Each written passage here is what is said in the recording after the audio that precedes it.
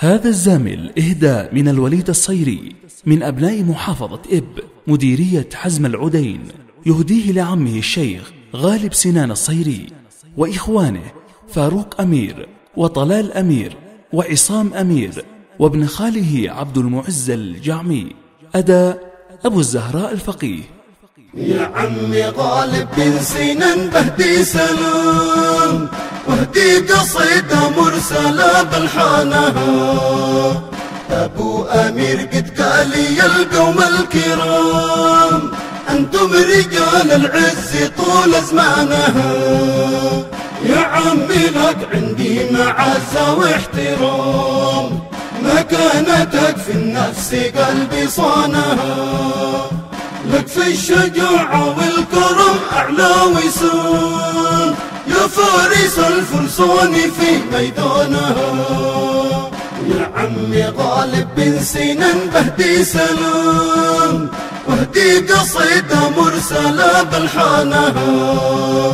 أبو أمير قد قال يا القوم الكرام، أنتم رجال العز طول زمانها. وهدي التحية لإخوتي فاروق عصام، طلالي في الميدان هم فرسانها.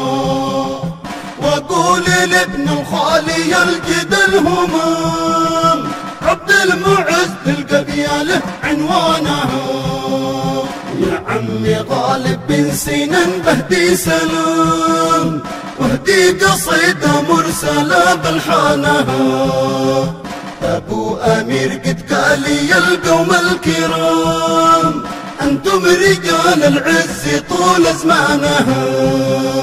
رجال كل منهم عالي المقام، وقت المخاطر حامية لوطانها. أما كرمهم مثل ما قطر الغمام، لسال صيده سيالة وديانها.